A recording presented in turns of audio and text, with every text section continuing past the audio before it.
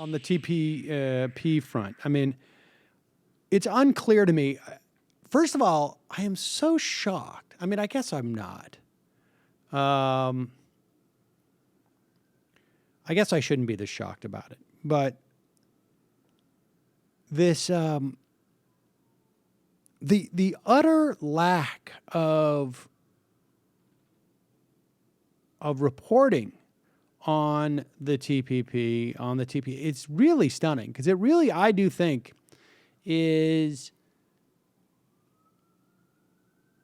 probably the most important legislation that is going to be passed this year. No, not probably. I think inarguably. And it is certainly the most dramatic intra-party fight we're going to see on the Democratic side, at least, for the next year and a half. It has big implications in terms of the Clinton nomination, or at least I think the arguments around it. It's unclear where she is on this, I think, at this point. It really is just amazing. And the issue at the moment, and I get that maybe because it's procedural, but in this instance, the procedure is basically the end game.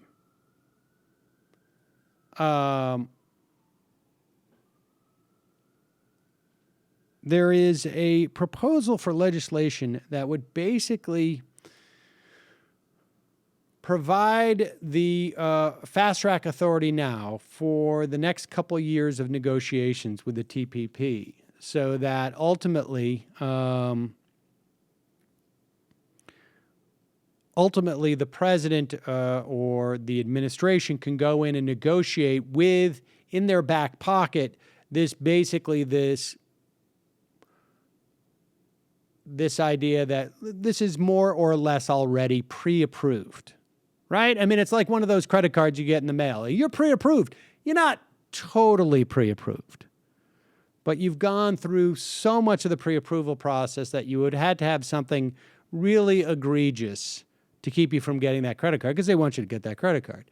This is very similar type of situation with this Fast Track Authority, technically called the TPA.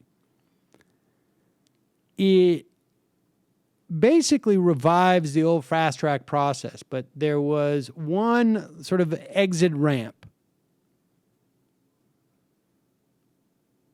It's a procedure that would be usable only after the agreement has been signed and entered into, where 60 senators could take the pact, the treaty, off of fast track consideration. So in other words, the administration negotiates it, they sign it, they go take it to the House and Senate for approval, which you need to do with treaties.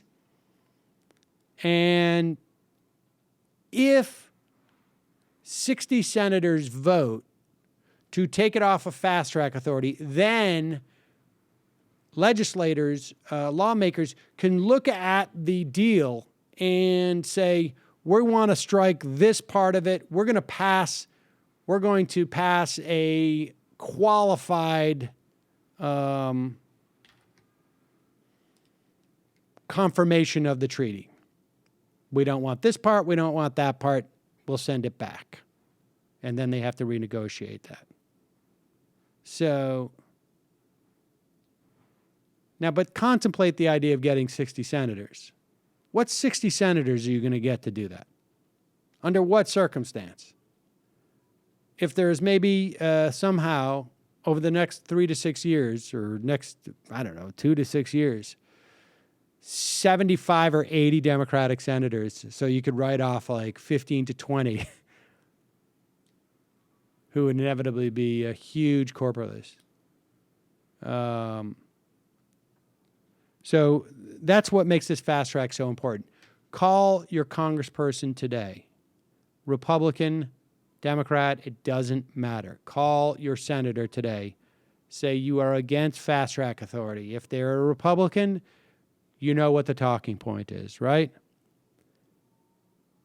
if you allow this Tsar, Obama, to have unilateral power over us, I will do everything I can to make sure that you face a primary from a Tea Party candidate.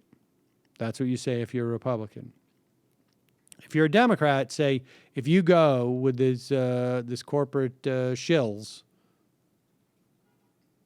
I'm going to primary you with the person that I can't find at this point to primary you, but hopefully there would be somebody.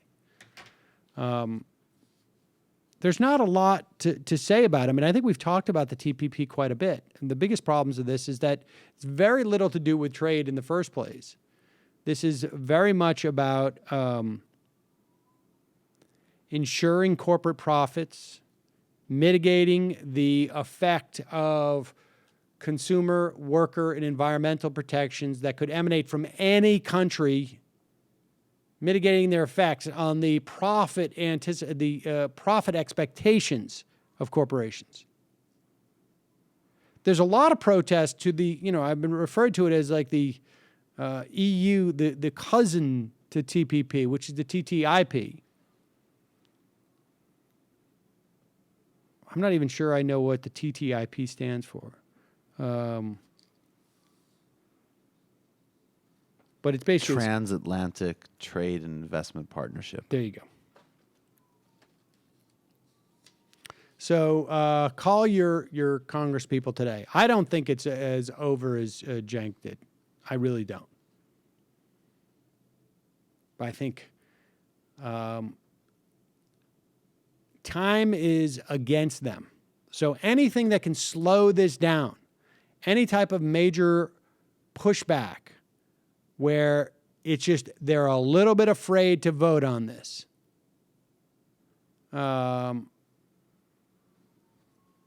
is good, because the unprecedented secrecy that has surrounded this is there for a reason. And the reason is nobody's going to like this deal if they read it. And nobody wants to pass this once the American public gets a whiff of it. So, worth placing that call.